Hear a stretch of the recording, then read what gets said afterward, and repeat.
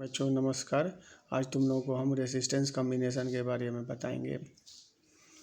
तो सबसे पहले ये जान लो, जितना भी हमारा इलेक्ट्रिकल अप्लायंसेज होता है वो सब के अंदर में रेसिस्टेंस होता है। कंडक्टर वायर लगा रहता है, उसी में रेसिस्टेंस होता है और उस रेसिस्टेंस के चलते ही हम किसी भी अप्लायंसेज को आर से या आर एल से हम डिनोट करते हैं। तो यहाँ हम चलते हैं, ये सब जो आपका ये कॉम्बिनेशन है R1 R2 R3, यह सब आपका अप्लायंसेज है। कोई भी अप्लायंसेज हो सकता है, वो ये जुड़ा हुआ है। तो हम कॉम्बिनेशन में हम सीरीज कॉम्बिनेशन बता रहे हैं। तो सीरीज का मतलब है कि इस जितना भी अप्लायंसेज है सब एक दूसरे में जुड़ा हुआ है। यहाँ देखिए R1 है तो अप्लायंसेज है, इसका दो टर्मिनल है A और A1। तो A और A1, फिर A1 से दूसरा R2 का जुड़ा हुआ है, फिर A2 हो गया, फिर A2 से R3 का ये पॉइंट जुड़ गया और ये B हो गया। यानी दो टर्मिनल हर रेसिस्टेंस का है, सब एक दूसरे में जुड़ा हुआ है। और जोड़ने के बाद तब हम ये पावर सप्लाई इधर से बैटरी के थ्रू हम दिए हुए हैं। तो आप इसमें देख रहे हैं इलेक्ट्रिसिटी में दो चीज़ हम बताए हैं, इलेक्ट्रिक करंट और पोटेंशियल डिफरेंस। इलेक्ट्रिक करंट और पोटेंशियल डिफरेंस। तो अब इलेक्ट्रिक करंट देखिए, ये जो फ्लो होगा आई, ये यही आई R1 में भी जाएगा, R2 में भी जाएगा और R3 में भी जाएगा, क्योंकि एक ही रास्ता है, आपके पास दूसरा रास्ता नहीं है। तो एक ही रास्ता है तो करंट सब में एक ही होगा। और दूसरा जो बात हम करते हैं पोटेंशियल डिफरेंस की, डिफरेंस मतलब अंतर यानी रेसिस्टेंस R1 है, इसका अंतर नापेंगे तो अंतर का हो गया क्या कि दो टर्मिनल होता है, तो दोनों टर्मिनल के बीच में जो डिफरेंस होगा। तो यहाँ आप देख रहे हैं दोनों टर्मिनल क्या है, यहाँ A है और A1 है। तो A और A1 के बीच में आप वोल्ट मीटर से पोटेंशियल डिफरेंस नापते हैं, आप जानते ही हैं। तो वोल्ट मीटर लगा करके A और A1 के बीच में नापिएगा वोल्टेज, फिर R2 का नापिएगा A1 और A2 के बीच में, फिर R3 का नापिएगा A2 और B के बीच में। तो श्योर है कि जब पॉइंट अलग अलग हो गया तो आपका मीटर का रीडिंग भी अलग अलग होगा। यानी वोल्ट मीटर R1 का जो है अलग देगा, R2 का अलग देगा, R3 का अलग देगा। इसी को हम डिनोट कर दिए हैं V1 V2 और V3 से। यानी R1 का पोटेंशियल डिफरेंस V1, R2 का V2 और R3 का V3। और सर्टेनली जब पॉइंट अलग अलग है तो यह आपका वोल्ट मीटर का रीडिंग भी अलग अलग होगा। इसका मतलब है कि V1 V2 V3 अलग अलग होगा और इलेक्ट्रिक करंट एक होगा। तो यही आपका कंडीशन है सीरीज कॉम्बिनेशन का। In the above circuit, resistance R1, R2 and R3 are in series combination.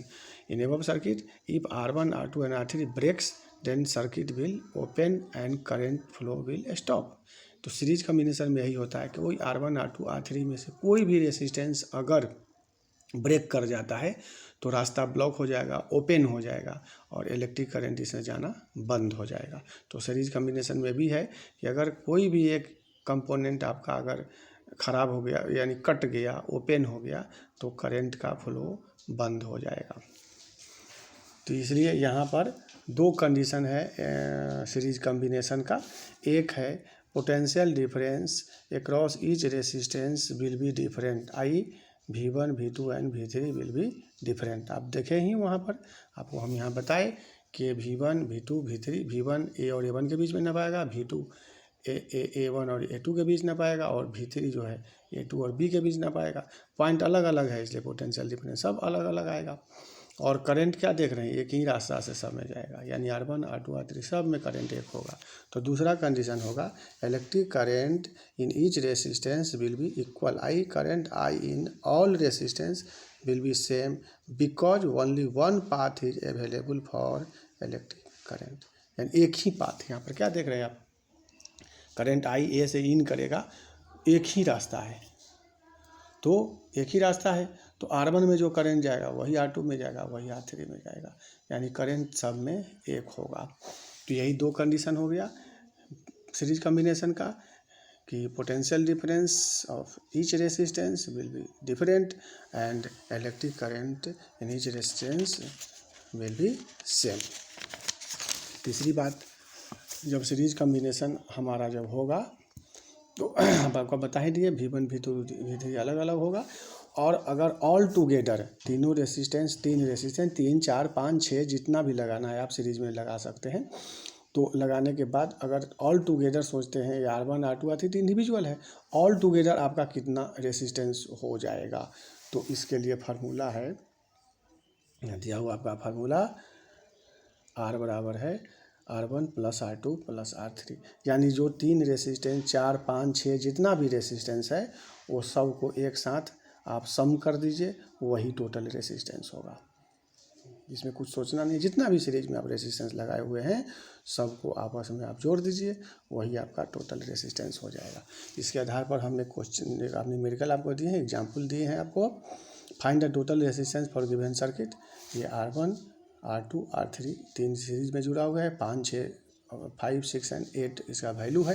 तो फार्मूला आपका यही इसी तरीक़ा से बनाइएगा जो हम आपका जो डाटा दिए हुए हैं और जो आपका ये जो ये आपका जो परफॉर्मा है इसी परफॉर्मा में बनाना है। फार्मूला लिखिएगा R1 R2 R3 वैल्यू लिख दीजिएगा। R बराबर है 5 6 एंड 8 19 हो गया, 19 आपका आंसर हो गया। दूसरा हम दिए हैं एक आपका सॉल्व करने के लिए, इसको सॉल्व कीजिएगा 1 और 2 में यहाँ देख लीजिए आप 2 में समझा बता देते हैं आपको। R1 R2 ये R50 लिखा हुआ है, R50 = 5 ओम, यानी इस कॉम्बिनेशन में 50 रेसिस्टेंस जुड़ा हुआ है। कितना रेसिस्टेंस R50 मतलब 50, बीच में डॉट डॉट के मतलब ये सीरीज होता है। तो ये सब सीरीज में जुड़ा हुआ है, इसमें 50 रेसिस्टेंस है और 50 रेसिस्टेंस है और सब का वैल्यू R है। तो आपका R का फॉर्मूला लिखिएगा, 50 बार जोड़ना है 5 को और सॉल्व करके ग्रुप में और गूगल क्लास में शेयर कर देना है। ठीक है बच्चों, आज इतना ही।